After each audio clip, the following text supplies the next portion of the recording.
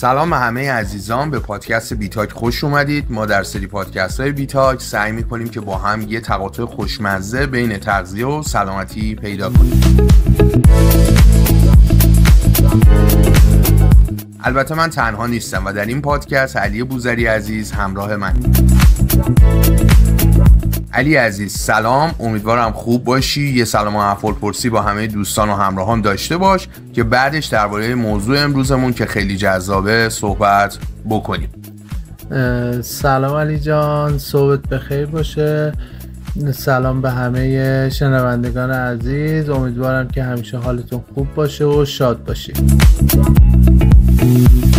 علی جان، یه موضوعی که این روزا خیلی سر زبوناست بحث مصرف شیرین کننده های طبیعیه. اینکه مفیدن و باعث تغییر روند در سبک زندگی میشن.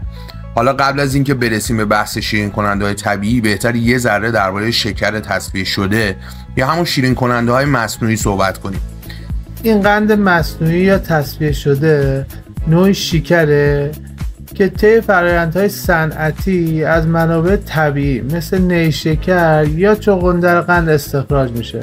حالا نمونه هاش هم شاید شنیده باشیم: آسپارتام، سوکرالوز، ساخارین، اینا نمونه هاش هستش. آره دقیقاً، این چند وقته هم صحبت این بود که تو نوشابه‌های زیرو از همین آسپارتام استفاده میشه و خیلی هم بحث سر این بود که این ماده سرطانزاست یا نه. دقیقاً.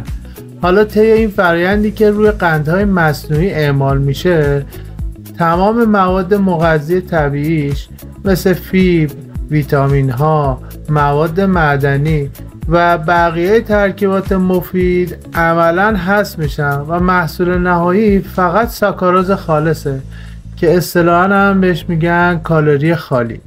و اگه طولانی مدت این ماده ها رو مصرف کنیم، بیشک برای سلامتیمون ضررهای زیادی میتونه داشته باشه. من دلم میخواد به این موضوع هم اشاره کنم که شاید فکر کنیم این شکر تصفیه شده تو مواد غذایی و روزمره‌ای که ما مصرف میکنیم نیست، اما متاسفانه تو اکثر مواد غذایی وجود داره. مثلا این سسایی که مصرف میکنیم، کورن فلیکس ها یا حتی این گرانولا که الان هم خیلی ترند شده وجود داره، ولی عملا فقط سیرمون میکنه و کالری خالی به بدنمون میرسونه و فایده ای هم نداره. به زبون ساده تر اگر بخوام بگم، این ماده به ما انرژی بدون ویتامین، مواد معدنی یا فیبر میده. من داشتم یه ذره درباره این موضوع تحقیق میکردم که به یه مقاله برخوردم توی یکی از سایت‌های معتبر پزشکی. حالا این منابع هم میذاریم توی کپشن که حتما بتونید مطالعه بکنید اگر خواستید. خلاصه این مطالعه این بود که مصرف همین شکر تصفیه شده میتونه باعث مشکلاتی مثل اضافه وزن، مقاومت به انسولین و افزایش خطر ابتلا به دیابت نوع 2 بشه. وقتی یه ذره عمیق میشیم تازه میفهمیم چقدر این ماده میتونه توی طولانی مدت خطرناک و مضر باشه.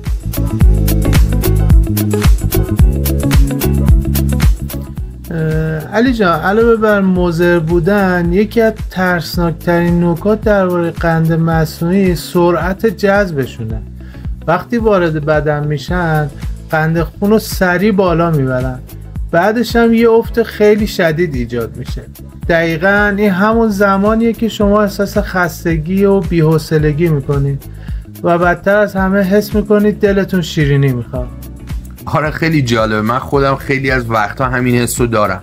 حالا با این شرایط تغذیه‌ای حرف ما همین نیست که کلاً این قند و شکر مصنوعی رو از زندگی حذف کنیم. بیشتر باید تلاش کنیم تا به یه مرز تعادل توی مصرف این قندا برسیم. حالا علی جان، بیا درباره شیرین کننده های طبیعی یا همون قندهای طبیعی صحبت کنیم، ببینیم اینا چیا هستن و اینکه واقعا از شکر تصفیه شده بهترن. عسل طلای شیرین طبیعته. برخلاف شکر تصفیه شده، عسل مقداری ویتامین، مواد معدنی و آنتی اکسیدان داره. یه مطالعه توی یکی از مجلات معتبر پزشکی خوندم که نشون داده بود عسل خواص ضد التهابی و ضد میکروبی داره که یعنی فراتر از یه شیرین کننده معمولیه، تقریبا مثل یه اکسیر سلامتی میمونه. حالا این مقالات هم توی کپشن میذاریم که اگه دلشون خواست برن و یه نگاهی به اونا بندازن. ولی نکته مهم اینجاست، عسل هم یه نوع قنده یا شکر و باید به اندازه مصرف بشه. خوبی عسل اینه که به خاطر ترکیب طبیعی گلوکوز و فرکتوزش جذبش توی بدن آهسته تره. این کمک میکنه از اون افزایش سریع قند خون که با شکر تصفیه شده تو بدن ما ایجاد میشه جلوگیری بشه. چقدر جالب. علی جان قند طبیعی دیگه ای هم هست؟ آره قند طبیعی دیگه هم هست که میتونیم به مثلا شیره افرا که یکی دیگه از شیرین کننده های طبیعیه اشاره کنیم که به خاطر مواد مغذی خاصش معروفه. شیره خالص افرا مواد معدنی مثل منگنز و روی داره که به تقویت سیستم ایمنی کمک میکنن. علاوه بر این شاخص گلیسمی پایینتری نسبت به شکر تصفیه شده داره، یعنی تاثیرش روی قند خون ملایم تره. هم عسل هم شیره افرا مزه های پیچیده و جذابی دارن که شکر تصفیه شده اصلا نمیتونه بهش برسه.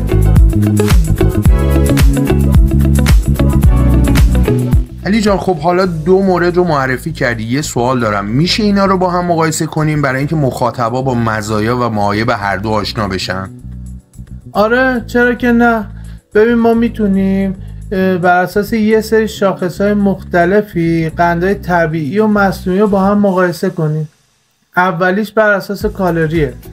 همه شیرین کننده ها کالری بالایی دارن، ولی شیرین کننده های طبیعی مثل عسل و شیره افرا ممکنه احساس سیری بیشتری به همون بده، بنابراین احتمال اینکه بیش از حد مصرف کنیم کمتره.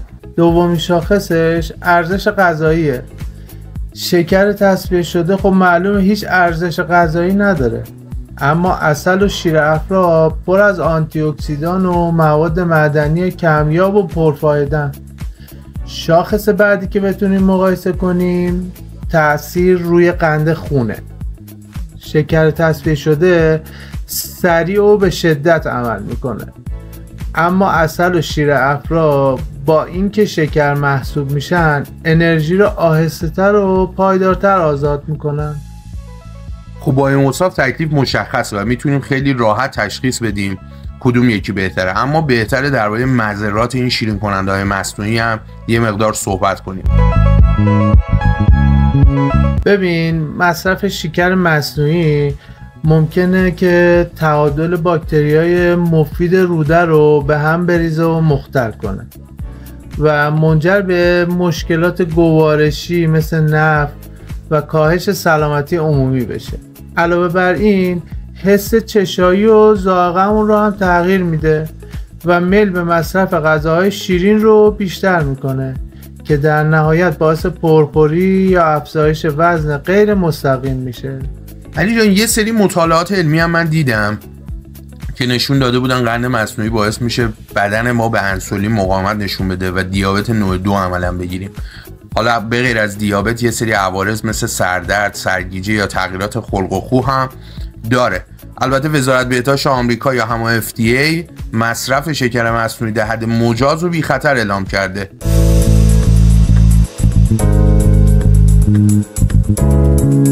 خب علی جان یه نکته‌ای هم که وجود داره اینه که ما عادت کردیم این قندهای مصنوعی حالا یا به صورت اجباری یا اختیاری توی رژیم غذاییمون داشته باشیم. چطوری میشه این عادت رو از سرمون بندازیم؟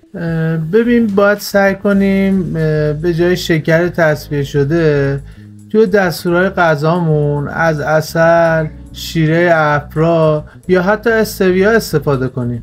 مثلا عسل رو روی چای بریزیم یا شیره افرا رو روی اوتمیل و صبحونه‌مون کم کم شروع کنیم. نکته خیلی عجیب اینه که قندهای طبیعی هم این روزا فراوری میشن. همین عسل‌های پاستوریزه، این عسل‌ها برای اینکه ماندگاریشون بالا بره حرارت میدن مثل شیر پاستوریزه، اما نکته اینجاست که وقتی شما عسل رو روی حرارت قرار میدی خیلی از مواد مغذی، آنزیم‌ها و ویتامین‌هاشو از دست میده. حالا ما یه پست هم درباره تفاوت عسل خام و پاستوریزه گذاشتیم داخل این اینستاگراممون که اگه دوست داشتید میتونید برید مطالعهش کنید. خلاصه سعی کنید عسل رو هم اگه میخرید عسل خام باشه و پاستوریزه نشده باشه. نکته آخرم که میخوام بگم اینه که باید اعتدال رو رعایت کنیم. شیرین کننده های طبیعی جایگزین های سالمتری هستن ولی در نهایت شکر محسوب میشن، پس باید با دقت و به اندازه ازشون لذت ببریم. علی جان، هدف تغییرهای کلی نیست. ما تصمیممون از انتشار این پادکست اطلاع رسانیه و اینکه با ایجاد تغییرات کوچیک و پایدار بتونیم سبک زندگی بهتری داشته باشیم.